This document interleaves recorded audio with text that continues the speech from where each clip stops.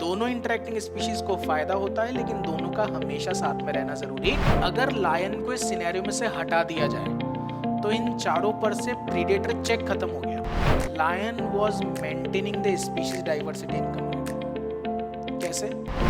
Rocks high tide होने पर पानी में डूब जाती हैं, लो टाइड होने पर पानी के बाहर एक्सपोज होती हैं। इस एरिया को Connell's elegant field experiment explains competitive exclusion या कॉम्पिटिटिव रिलीज।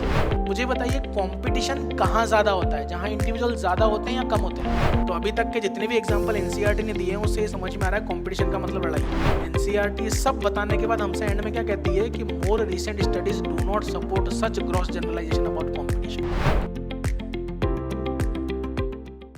अगर हम बात करते हैं पॉपुलेशन इंटरेक्शंस की, तो इंटरेक्शन दो तरह के हो सकते हैं। One is positive interaction, one is negative interaction. Positive interactions वो होते हैं जिसमें दोनों इंटरेक्टिंग स्पीशीज को या किसी एक स्पीशीज को फायदा होता है लेकिन नुकसान किसी को नहीं होता। पॉजिटिव इंटरेक्शन में दोनों को या किसी एक को फायदा होता है लेकिन नुकसान किसी को। मुझे ये बताइए क्या पॉजिटिव इंटरेक्शन में प्लस प्लस इंटरेक्शन आएगा? प्लस माइनस आएगा क्या? क्यों नहीं आएगा? क्योंकि पॉजिटिव इंटरेक्शन में किसी को नुकसान नहीं होता। क्या इसमें प्लस जीरो आएगा? इसका मतलब प्लस प्लस में दोनों को फायदा, प्लस जीरो में एक को फायदा, दूसरा अनअफेक्टेड। ठीक? पॉजिटिव इंटरेक्शन का मतलब क्या है? दोनों इंटरेक्टिंग स्पीशीज को या किसी एक स्पीशीज को फायदा होता है लेकिन नुकसान किसी को नहीं होता। नेगेटिव इंटरेक्शन बेटा, दोनों इंटरेक्टिंग स्पीशीज को या किसी एक स्पीशीज को नुकसान होना जरूरी है, भले ही दूसरे का फायदा हो जाए। What is negative interaction? दोनों को या किसी एक का नुकसान होना जरूरी है, भले ही दूसरे का फायदा हो जाए। अरे दुश्मनी का उसूल ही यही है। अरे दुश्मन का नुकसान होना चाहिए, भले उसके लिए किसी और का फायदा करवाना पड़ जाए। अरे हाँ के ना? पॉजिटिव इंटरेक्शन में क्या हो रहा है? दोनों को या एक को फायदा होता है लेकिन नुकसान किसी को। नेगेटिव में एक को या दोनों को नुकसान होगा, दूसरे का फायदा हो सकता है या अनअफेक्टेड रह सकता है। प्लस माइनस किस में आएगा? Minus minus, minus zero, plus zero, plus plus. What the point? Positive interaction हम तीन तरह के पढ़ेंगे। One is mutualism, one is proto cooperation, one is commensalism. NCERT ने प्रोटो कॉपरेशन मेंशन नहीं किया है, लेकिन एग्जामिनेशन में एक प्रश्न आया था काफी पहले, non obligate mutualism is proto cooperation. ये जरूर ध्यान रखें। What is proto cooperation? Non obligate mutualism. दोनों इंटरेक्टिंग स्पीशीज को फायदा होता है लेकिन दोनों का हमेशा साथ में रहना जरूरी नहीं है। Plus zero interaction is commensalism. Sign language should be 100% clear. अब अगर हम बात करते हैं नेगेटिव इंटरेक्शंस की, तो नेगेटिव इंटरेक्शन तीन तरह के होते हैं, एक्सप्लॉइटेशन, कंपटीशन एंड अमेंसलिज्म। कौन कौन से? Exploitation, competition and amensalism. Exploitation is plus minus, जिसमें हम दो इंटरेक्शन पढ़ेंगे, one is predation and one is parasitism. कौन कौन से बेटा? Predation and parasitism. Predation is also plus minus, parasitism is also plus minus। अभी डिटेल में डिस्कस करेंगे तो आपको सारी कहानी क्लियर होगी। बताइए पॉजिटिव इंटरेक्शन कौन कौन से? Mutualism, commensalism and proto cooperation. Negative interaction, exploitation, competition and amensalism. Got the point? आइए स्टार्ट करते हैं इंटरेक्शन में। सबसे पहला प्रीडेशन। कौन सा बेटा? Predation is a plus minus interaction. बोलो भाई। अगर हम प्रीडेशन की बात कर रहे हैं तो प्रीडेशन प्लस माइनस इंटरेक्शन है। प्रीडेशन का मतलब क्या है वो सुनिएगा ध्यान से। जब भी कोई ऑर्गेनिज्म नेचर में किसी ऑर्गेनिज्म को शिकार करके खा रहा है, मतलब खुद पकड़कर मारकर खा रहा है, मरा हुआ नहीं खा रहा, such organisms are known as predator. Catch, kill and eat type of interaction is known as predation. मरा हुआ खाने वाले ऑर्गेनिज्म स्कैवेंजर्स या डिकम्पोजर्स होते हैं। मरा हुआ खाने वाले स्कैवेंजर्स या डिकम्पोजर, खुद शिकार करके खाने वाले प्रीडेटर। क्लियर है? एनसीईआरटी ने जहां पर इसकी कहानी शुरू की है, एक पैराग्राफ में तो पूरा का पूरा माहौल बनाया है कि भैया what would happen to the energy fixed by plants if there were no animals to eat them, right. उसके बाद लिखा है कि when we think of predation, it is a deer and a tiger that readily comes to our mind, but a sparrow eating seed is no less a predator. यहाँ पर इसने बहुत सारी चीजें क्लियर भी कर दी। फिर आगे उसने कहा है कि therefore herbivores are not less than a predator. एक ब्रॉड इकोलॉजिकल कॉन्टेक्स्ट में इसको प्रीडेटर माना जा सकता है। तो मुझे बताइए, क्या हर्बीवोर प्रीडेटर हो सकते हैं? क्या कार्निवोर प्रीडेटर हो सकते हैं? तो हर्बीवोर और कार्निवोर दोनों ही प्रीडेटर होंगे। प्रीडेशन की डेफिनेशन कैसे बताएंगे? Catch, kill and eat type of interaction. ठीक हो गई बात। अब एनसीईआरटी के कंटेंट में प्रीडेशन में 4 प्रॉपर्टीज प्रीडेटर की बताई गई हैं और 4 प्रॉपर्टीज प्रे की। ये 4 में डिफाइन करेंगे तो आपको एनसीईआरटी का पूरा कंटेंट याद हो जाएगा एक के बाद एक ही। ठीक, स्टार्ट करते हैं। सबसे पहले प्रीडेटर की प्रॉपर्टीज। प्रीडेटर की प्रॉपर्टीज में सबसे पहला बताया है कि predator act as conduit of energy transfer across the trophic levels. Predator act as conduit. Conduit क्या होता है? Channels. Conduit क्या होता है? अगर आप ध्यान से देखें तो प्लांट पर हर्बीवोर फीड करते हैं और हर्बीवोर पर कार्निवोर। हमारी एनसीईआरटी कहती है कि कोई भी organisms present in nature are directly or indirectly dependent on plants for their nutritional requirement. चाहे वो हर्बीवोर हो चाहे वो कार्निवोर, डायरेक्टली या इनडायरेक्टली सोर्स ऑफ फूड कौन है? प्लांट्स है।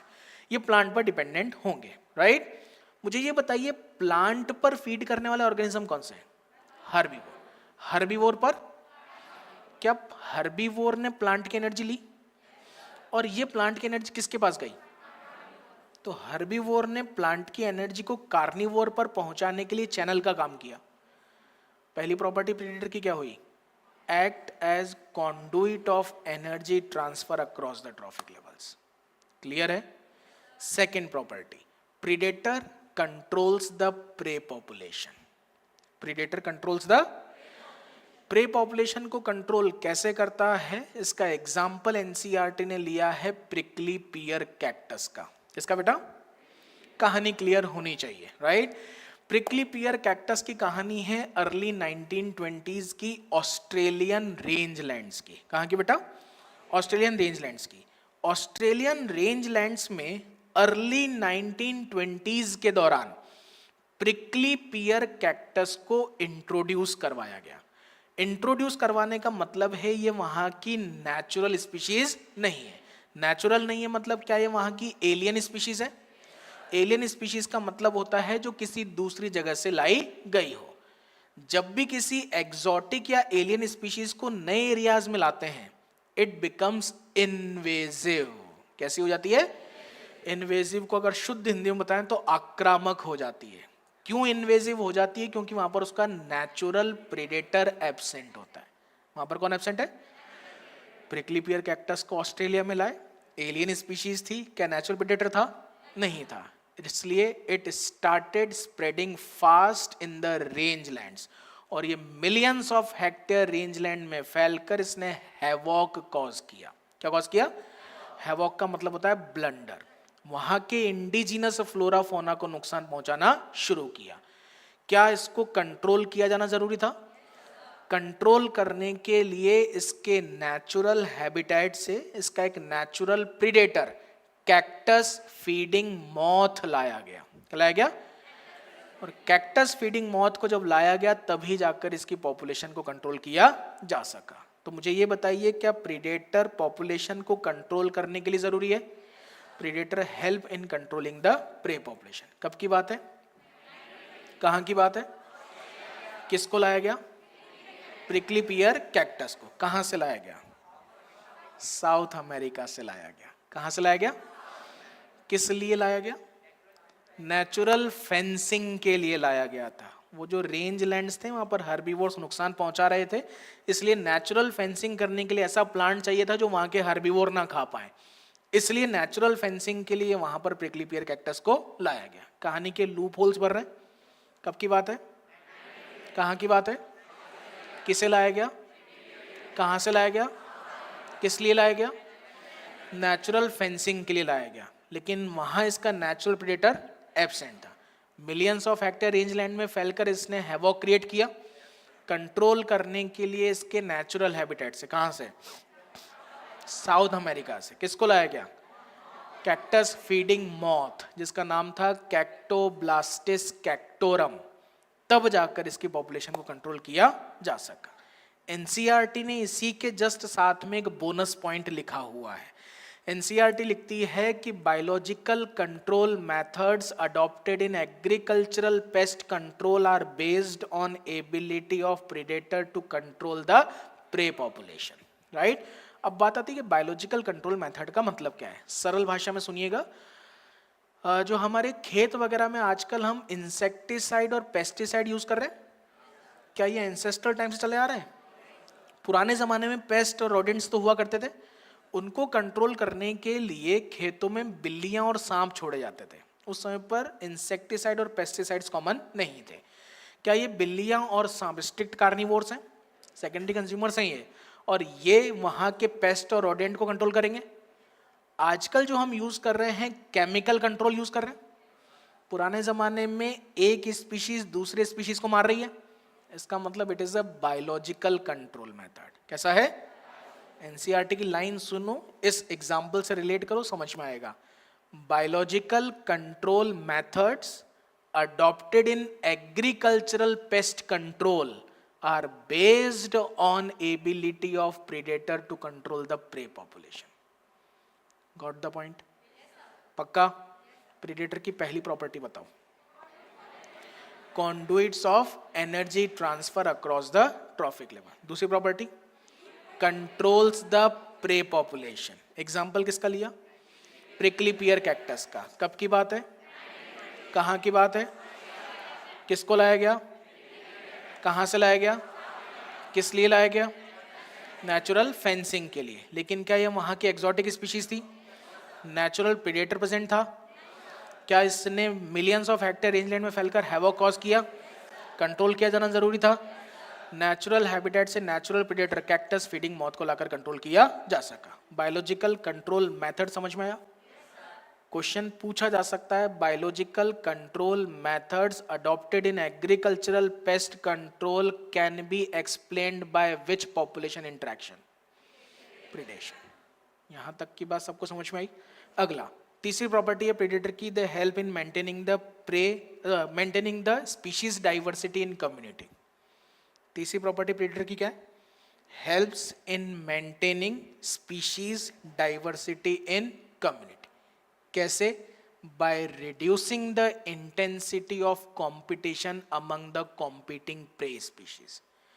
जो प्रे स्पीशीज है उनके बीच में हो रहे कंपटीशन को कम करके स्पीशीज डाइवर्सिटी को मेंटेन करने में हेल्प करते हैं कौन, प्रेडेटर। एग्जाम्पल समझ लीजिए।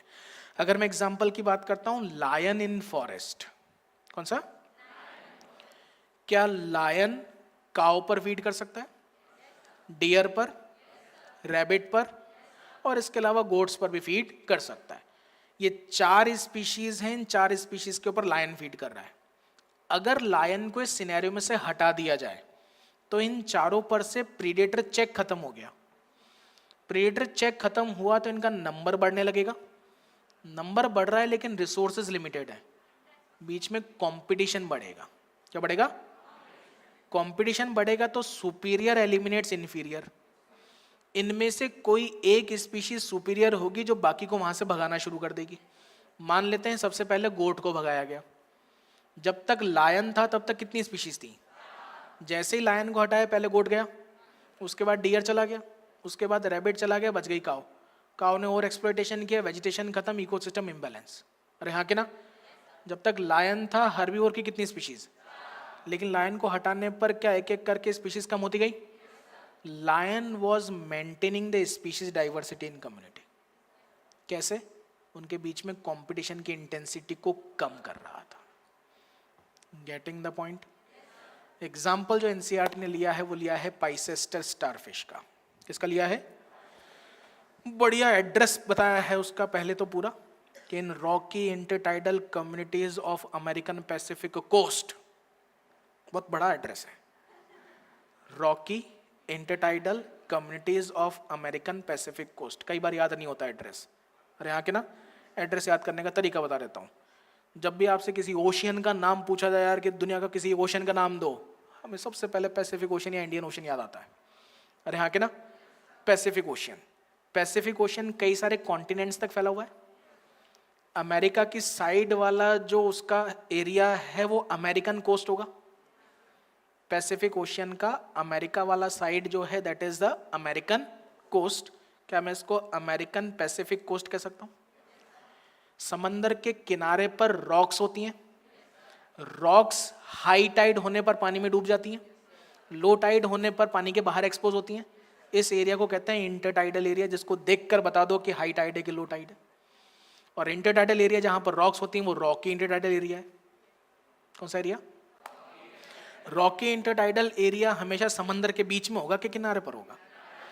पैसिफिक ओशियन में भी ऐसा कोई किनारा हो सकता है, और अमेरिका की साइड वाला जो ये किनारा है वही तो है rocky intertidal communities of American Pacific coast. समझ में आया? एड्रेस बताओ। Rocky intertidal communities of American Pacific coast. Community बोल रहे हैं, क्या बोल रहे हैं?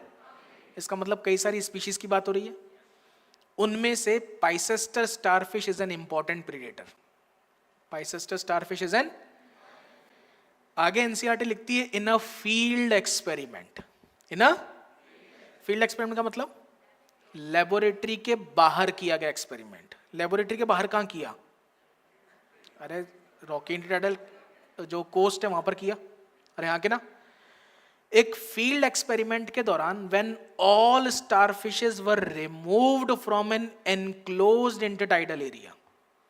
फील्ड एक्सपेरिमेंट के दौरान जब सभी स्टारफिश को एक एनक्लोज इंटरटाइडल एरिया से हटा दिया गया, more than 10 species of invertebrate got extincted within 1 year. कितनी स्पीशीज? More than 10। किसकी? इनवर्टिब्रेट्स की। कितने समय में? 1 साल में एक्सटिंक्ट हो गई। कारण क्या रहा? Inter specific competition. What was the reason?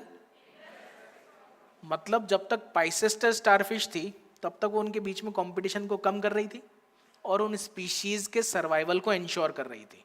लेकिन क्या पाइसेस्टर को हटाने पर 10 से ज्यादा स्पीशीज एक्सटिंक्ट हो गई? इसका मतलब predator is important to maintain the species diversity in community. कैसे? By reducing the intensity of competition among the competing prey species. नहीं आ रहा कुछ भी समझ में? पक्की बात? बताइए 3 प्रॉपर्टीज प्रीडेटर की। पहली, conduit of energy transfer। दूसरी, keeps the prey population under control। तीसरा, maintains the species diversity in community। clear? चौथा, predators are most prudent organisms of nature। predators are most prudent। prudent का मतलब होता है clever या समझदार या चालाक। क्यों इनको clever कहा जाता है? क्योंकि they never over exploit their prey। ये कभी भी अपने prey का over exploitation क्यों नहीं करते हैं? क्योंकि अगर ये अपने प्रे का ओवर एक्सप्लॉइटेशन करेंगे तो प्रे एक्सटिंक्ट हो जाएगा and due to lack of food predator will also get extincted. चारों प्रॉपर्टी समझ में आई? 4 प्रॉपर्टीज प्रेडेटर की हैं तो अगली 4 प्रे की। क्या प्रे बेचारा मरने के लिए ही पैदा हुआ है? उसके जीने के कोई अधिकार नहीं है? है। तो वो इस प्रीडेशन के इम्पैक्ट को कम करने के लिए भी कुछ प्रॉपर्टीज शो करता है। पहली property, some species of frogs and insects are cryptically colored, जिसको एनसीईआरटी कहती है कैमोफ्लेज्ड। राइट बेटा, आपने 2 टर्म्स सुनी होंगी, कैमोफ्लेज एंड मिमिक्री। दोनों अलग अलग ही सेम है। कैमोफ्लेज का मतलब होता है blending with the surroundings. Camouflage का मतलब ब्लेंडिंग विद द सराउंडिंग्स। याद रखना है सारी बातें। मिमिक्री का मतलब होता है टू लुक अलाइक, किसी एनिमल जैसा, किसी प्लांट जैसा या किसी आर्टिफिशियल ऑब्जेक्ट या एबायोटिक फैक्टर जैसा स्ट्रक्चर बना लेना इज मिमिक्री, और सराउंडिंग के जैसा कलर चेंज कर लेना इज कैमोफ्लेज। तो some species of frogs and insects are cryptically coloured to avoid being detected easily by the predators. क्या यहां तक की बात क्लियर? दूसरा है कि some species are poisonous and distasteful for their predator. Camouflage कौन शो कर रहा है? फ्रॉग्स एंड इंसेक्ट्स के स्पीशीज। डिसटेस्टफुल कौन है? Monarch butterfly. Monarch butterfly is highly distasteful for its predator, bracket में लिखा है बर्ड। एनसीईआरटी ने ब्रैकेट में क्या लिखा है? वो कुछ रिप्रेजेंट करना चाहता है इसलिए उसने बर्ड लिखा है। ये इसके लिए डिसटेस्टफुल क्यों है? Due to a poisonous chemical present in its body, and interestingly butterfly acquires this chemical during its caterpillar stage by feeding on a poisonous weed। सरल भाषा में समझे, मोनार्च बटरफ्लाई अपने प्रीडेटर के लिए डिसटेस्टफुल होती है। कारण क्या है? उसकी बॉडी में पाया जाने वाला एक पॉइजनस केमिकल। वो जो पॉइजनस केमिकल है वो ये अपने कैटरपिलर स्टेज के दौरान कैलोट्रोपिस नाम की वीड पर फीड करके अक्वायर करती है। क्लियर? मन में कुछ प्रश्न अभी भी रह जाते हैं कि सर वो केमिकल कौन सा है? वो केमिकल है कार्डियक ग्लाइकोसाइड। केमिकल कौन सा है? सर आप ही ने कहा कि ये केमिकल पॉइजनस है, तो ये केमिकल इसको खुद को नुकसान काहे नहीं पहुंचा रहा है? Yes, this chemical affects only vertebrates, not the invertebrates. Clear? तो वो जो ब्रैकेट में बर्ड लिखा हुआ है वो किसके लिए है? वर्टिब्रेट प्रेडेटर के लिए। देन उसके बाद आपके मन में ये प्रश्न भी आ सकता है कि सर अभी थोड़ी देर पहले आपने कहा कि predator control the prey population. अगर ये अपने प्रेडेटर के लिए ही डिसटेस्टफुल है तो इसकी पॉपुलेशन तो इनॉर्मसली बढ़ जानी चाहिए। तो इसकी पॉपुलेशन कंट्रोल कैसे हो रही है? बाय इनवर्टिब्रेट प्रेडेटर्स, जो कि उस कैलोट्रोपिस पर स्पाइडर्स एंड अदर इंसेक्ट्स होते हैं, वो लार्वल स्टेज में ही इस मोनार्च बटरफ्लाई पर फीड कर लेते हैं। यहां तक की कहानी क्लियर? मोनार्च बटरफ्लाई अपने प्रेडेटर के लिए कैसी है? डिसटेस्टफुल। कौन से केमिकल के कारण? कार्डियक ग्लाइकोसाइड के कारण। किस पर फीड करके आता है? कैलोट्रोपिस पर। इसको खुद को नुकसान क्यों नहीं पहुंचाता? क्योंकि ये केवल वर्टिब्रेट को नुकसान पहुंचाता है। क्लियर? अगला आगे बात आ रही है प्लांट्स के बारे में कि प्लांट्स के लिए कंडीशंस थोड़ी सी सीवियर हैं। क्यों? क्योंकि 25% of insects are known to be phytophagous.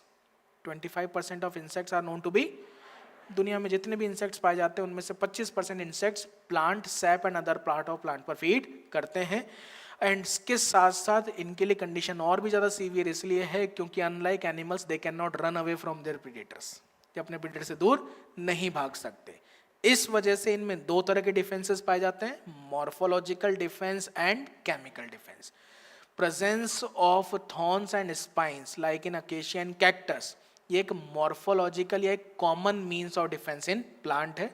दूसरा है केमिकल डिफेंस। कौन सा बेटा? प्लांट अपनी बॉडी के अंदर कुछ ऐसे केमिकल्स स्टोर करते हैं जो कि प्रीडेटर को बीमार बना सकते हैं। 4 प्रॉपर्टीज लिखी हुई है केमिकल डिफेंस के कारण प्रीडेटर को होने वाला नुकसान। पहली प्रॉपर्टी एनसीईआरटी कहता है can make the herbivore sick, can inhibit it's reproduction, can inhibit its digestion and feeding, can disrupt its reproduction and can even kill the predator। Clear? ये हो गया केमिकल डिफेंस। उसके बाद एनसीईआरटी ने आगे example लिया है कि some chemicals like quinine, strychnine, opium, ये सब जो केमिकल्स, निकोटीन, ये सब जो केमिकल्स प्लांट ने बनाए हैं, these are actually produced against grazers and browsers. क्या यहां तक की बात सबको क्लियर? 4 प्रॉपर्टीज प्रे की बताइए। कैमोफ्लेज, ताकि प्रीडेटर कंफ्यूज हो जाए। डिसटेस्टफुल, ताकि उस पर फीड ना करे। प्लांट का मॉर्फोलॉजिकल डिफेंस ऑफ थॉर्न्स, और चौथा प्लांट का केमिकल डिफेंस जो कि प्रीडेटर को बीमार कर सकता है, फीडिंग डाइजेशन को डिसरप्ट कर सकता है, रिप्रोडक्शन को रोक सकता है और इवन उसको मार भी सकता है। यहां तक की कहानी क्लियर? कंपटीशन, बेहतरीन प्रश्न आएगा भैया कंपटीशन से। इस बार सुन लेना एक एक चीज को ध्यान से। अगर हम कंपटीशन की बात करते हैं तो एनसीईआरटी ने कंपटीशन के शुरुआत में बढ़िया माहौल बनाया है। एनसीईआरटी ने लिखा है 3-4 लाइनों में कि when Darwin spoke of struggle for existence and survival of fittest, he was convinced that interspecific competition is a potent force in organic evolution. लिखा हुआ है ऐसा। दो स्पीशीज के बीच में अगर कंपटीशन हो रहा है तो कोई एक स्पीशीज अपने अंदर स्पेशल अडेप्टेशन करके क्या दूसरे के कंपैरिजन में कॉम्पिटिटिवली सुपीरियर हो सकती है, और ये अडेप्टेशन हो सकता है आने वाली प्रोजेनीज में परमानेंट हो जाए। Permanent adaptation is evolution. तो उस स्पीशीज में इवोल्यूशन का कारण क्या बना? कंपटीशन। तो interspecific competition is a potent force in organic evolution. Even intraspecific competition भी इवोल्यूशन को जनरेट कर सकता है, लेकिन एनसीईआरटी ने यहां पर केवल इंटरस्पेसिफिक लिखा है। ऑप्शन में इंटर और इंट्रा अलग अलग ऑप्शन में लिखे हुए आ जाएं तो आपको इंटर ही टिक करना है, बोथ वाला प्रश्न नहीं आएगा, क्योंकि एनसीईआरटी ने कहीं पर भी इंट्रा के बारे में ऐसा कोई मेंशन नहीं किया है। क्लियर? नेक्स्ट, एनसीईआरटी ने ये सब लिखने के बाद आगे लिखा है कि it is generally believed that competition occur between closely related species which are limited. Closely related species के बीच में कंपटीशन होता है for the resources which are limited. मतलब क्या कंपटीशन हमेशा क्लोजली रिलेटेड स्पीशीज में होगा और लिमिटेड रिसोर्सेज में होगा? ऐसा जरूरी एनसीईआरटी ने लिखा है this is not entirely true. ये पूरी तरह से सच नहीं है। भैया अगर ये पूरी तरह से सच नहीं है तो फिर सच क्या है? Firstly, totally unrelated species could also compete for the same resources. क्या कंपटीशन क्लोजली रिलेटेड स्पीशीज में होगा? जरूरी नहीं है। क्या ये अनरिलेटेड स्पीशीज में हो सकता है? एग्जाम्पल के लिए एनसीईआरटी ने लिखा है कि in some shallow South American lakes visiting flamingos compete with resident fishes for their common food, the zooplankton in the lake. Lake ecosystem, lake ecosystem के प्रोड्यूसर कौन है? फाइटोप्लैंक्टन। उन पर कौन फीड करते हैं? जूप्लैंक्टन पर स्मॉल फिश है। अब यहां पर आ गए विजिटिंग फ्लेमिंगोज, इन्होंने जूप्लैंक्टन्स खाना शुरू कर दिया। जूप्लैंक्टन एक्चुअल में किसका फूड था? स्मॉल फिशेस का। कौन खा रहे हैं? Flamingo. Fishes are Pisces, flamingos are birds, Aves. Hello, Pisces and Aves closely related? Totally unrelated species could also compete for the same resource. Clear? दूसरी बात कही कि रिसोर्सेज लिमिटेड होते हैं तब कंपटीशन होगा, बट ये बात भी पूरी तरह से सच नहीं है। Resources need not to be limiting for competition to occur. Example के लिए इंटरफेरेंस कंपटीशन बताया गया। क्या बताया गया? इंटरफेरेंस कंपटीशन का मतलब क्या है कि एक सुपीरियर स्पीशीज की प्रेजेंस में इंफीरियर स्पीशीज का फीडिंग एफिशिएंसी कम हो जाना is known as interference competition. क्या कहलाता है ये? मान लीजिए किसी एक फॉरेस्ट के अंदर 100 डियर की पॉपुलेशन है, उस पर 4-5 वॉल्फ और एक लायन फीड करते हैं। 100 डियर क्या एक लायन के लिए कम है? 4-5 वॉल्फ के लिए कम है? इसका मतलब रिसोर्सेज आर अनलिमिटेड। जब ये 4-5 वॉल्फ इन डियर पर फीड कर रहे हों और उसी समय पर लायन आ जाए, तो क्या लायन उन वॉल्फ से कोई लड़ाई करता है? बिना लड़ाई किए ही वॉल्फ उस फूड को छोड़कर भाग जाते हैं। In presence of a competitively superior species, feeding efficiency of inferior species is restricted even if resources are abundant. इसका मतलब कोई आमने सामने की लड़ाई हुई क्या? नहीं हुई। This is interference competition, indirect competition है। कैसा बेटा? तो क्या कंपटीशन क्लोजली रिलेटेड स्पीशीज में हो सकता है? अनरिलेटेड में? लिमिटेड रिसोर्सेज में? अनलिमिटेड रिसोर्सेज में? हर तरह में कंपटीशन हो सकता है। तो एनसीईआरटी ने आगे डेफिनेशन दी है कि therefore competition is best defined as a process in which fitness of one species is significantly lower in presence of another species. एक स्पीशीज की प्रेजेंस में दूसरी स्पीशीज की फिटनेस का कम हो जाना ही क्या है? कंपटीशन। अब फिटनेस को हम मेजर किस में करते हैं? आर में, that is intrinsic rate of natural increase, जो अभी थोड़ी देर पहले B-D पढ़ा था। किसी स्पीशीज का बर्थ रेट ज्यादा है, डेथ रेट कम है, बताओ फिटनेस ज्यादा कि कम? ज्यादा। बर्थ रेट कम है, डेथ रेट ज़्यादा है, फिटनेस कम है। तो अगर किसी दूसरी स्पीशीज की प्रेजेंस में एक स्पीशीज की फिटनेस कम हो रही है, this is known as competition. Clear? Next, आगे एनसीईआरटी कहती है कि it is relatively easy to demonstrate in laboratory experiments. It is relatively easily to demonstrate in as Gause and other experimental ecologist did. अब Gause ने अपने experiment से क्या competitive exclusion principle बताया? अरे बोलो यार, गॉस का कॉम्पिटिटिव एक्सक्लूजन प्रिंसिपल क्या कहता है कि व्हेन रिसोर्सेज आर लिमिटेड, ये तभी लागू होगा जब रिसोर्सेज लिमिटेड हो। When resources are limited, two closely related species competing for the same resources can not coexist indefinitely. दो क्लोजली रिलेटेड स्पीशीज जो कि सेम रिसोर्स के लिए कॉम्पीट कर रही हो, वो अनलिमिटेड टाइम तक एक साथ नहीं रह सकती और सुपीरियर स्पीशीज इंफीरियर स्पीशीज को वहां से मारकर भगा देती। क्लियर? नेक्स्ट, उसके बाद एनसीईआरटी ने एग्जांपल लिया है एबिंगडॉन टॉर्टोइज का, जो कि गैलापागोस आइलैंड से एक्सटिंक्ट हुआ। गैलापागोस आइलैंड पर एक्सटिंक्शन ऑफ एबिंगडॉन टॉर्टोइज का कारण था इंट्रोडक्शन ऑफ गोट्स। किसको लाया गया वहां पर? Introduction of goats. अभी अभी मैंने एक लाइन आपसे एनसीईआरटी की कही थी कि it is relatively easy to demonstrate in laboratory experiment. अरे बोलो यार, जिसको गॉस ने अपने लेबोरेटरी एक्सपेरिमेंट से बता दिया। देन उसके बाद एनसीईआरटी लिखती है कि strong and persuasive circumstantial evidences does exist however in some cases. Strong and persuasive, persuasive का मतलब होता है मानने योग्य, जिसको माना जा सकता है। Circumstantial evidences does exist however in some cases. Nature में भी आपको ऐसे केसेस मिलेंगे जहां पर सुपीरियर इंफीरियर को मारकर भगा देती है, जिसका एक एग्जांपल एबिंगडॉन टॉर्टोइज का एक्सटिंक्शन है। अरे बोलो यार। दूसरा एग्जांपल मिलता है कॉर्नेल के एलिगेंट फील्ड एक्सपेरिमेंट से। किससे बेटा? कॉर्नेल का एलिगेंट फील्ड एक्सपेरिमेंट कहां किया गया था? Rocky sea coast of Scotland पर किया गया। कहां किया गया? जहां पर इन्होंने देखा कि बार्नेकल, बैलेनस और कैथेमेलस ग्रो कर रहे थे। जो बार्नेकल बैलेनस है वो लार्जर एंड सुपीरियर होता है, और जो कैथेमेलस है वो smaller and inferior.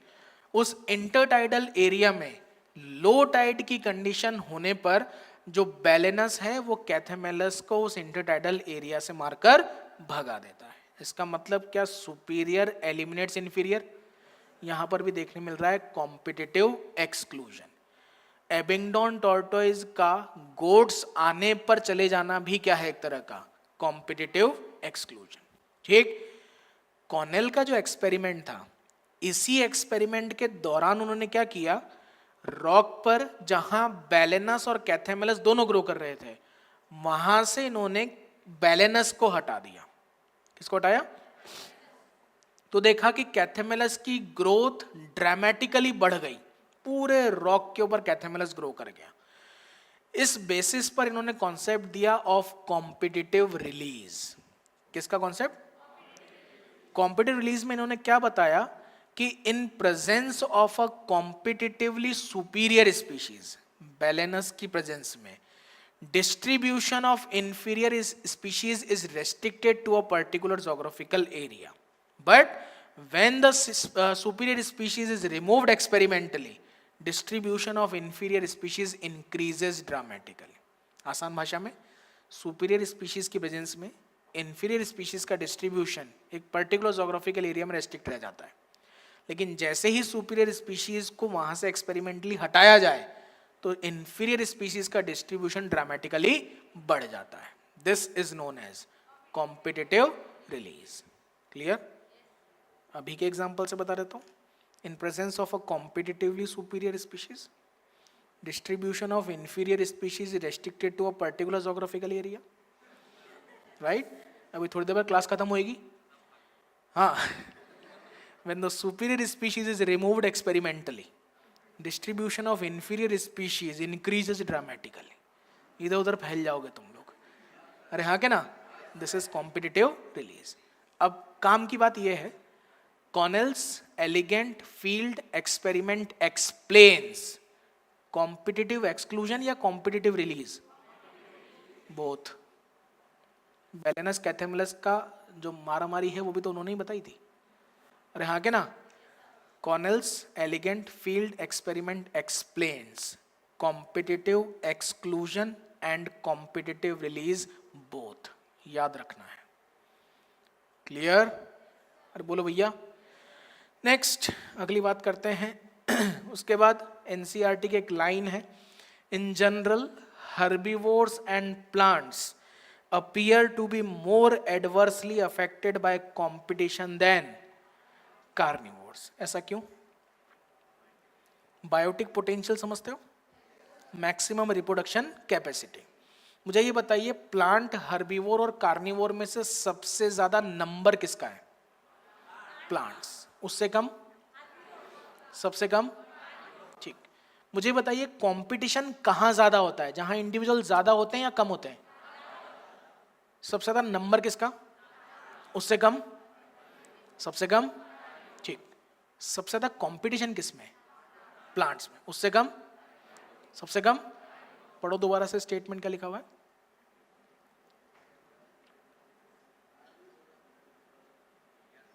Note the point. In general herbivores and plants appear to be more adversely affected by competition than carnivore के कंपैरिजन में इन दोनों के बीच का कंपटीशन ज्यादा सीवियर होता है। क्लियर? नेक्स्ट, फिर एनसीईआरटी ने आगे पलटी मारी। अभी तक तो एनसीईआरटी ने जितने भी एग्जांपल दिए, सबसे पहला एग्जांपल जो हमने पढ़ा था फ्लेमिंगोज वाला, फ्लेमिंगोज और फिशेस के बीच में लड़ाई हुई थी जूप्लैंक्टन के लिए।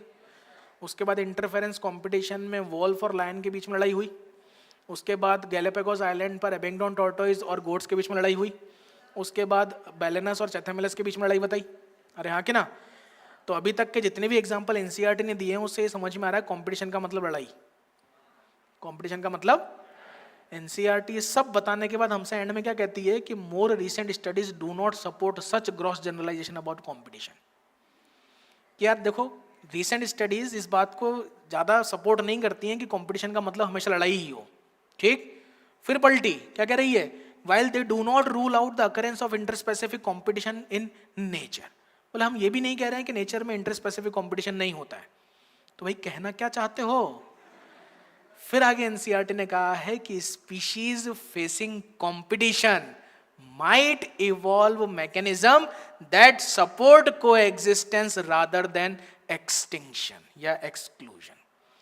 स्पीशीज कुछ ऐसे मैकेनिज्म्स को भी डेवलप कर सकते हैं जो कि कोएग्जिस्टेंस को प्रमोट करें एक्सक्लूजन को छोड़कर। One such mechanism is resource partitioning. Resource partitioning में होता है पार्टनरशिप ऑफ रिसोर्सेज।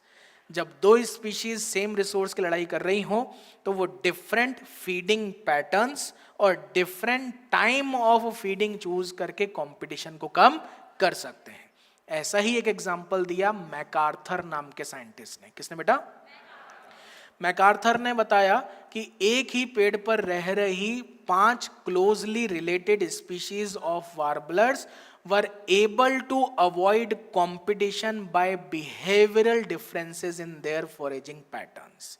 उन्होंने अपने फॉरेजिंग पैटर्न्स को चेंज करके को एग्जिस्टेंस को प्रमोट किया। This is known as resource partitioning. Clear है? याद रखना, निके ओवरलैप कंपटीशन बढ़ाता है, रिसोर्स पार्टीशनिंग नहीं बढ़ाता। कई लोग डाउट पूछते हैं ये कि सर निके ओवरलैप हो रहा है तो रिसोर्स पार्टीशनिंग होगा ना? अरे होगा, ऐसा स्पीशीज डिसाइड करती हैं, दुनिया में सभी नहीं होती। हेलो? लेकिन निके ओवरलैप होगा तो कंफर्म है कि कंपटीशन तो होगा ही होगा। समझ में आई बेटा बात? चलिए।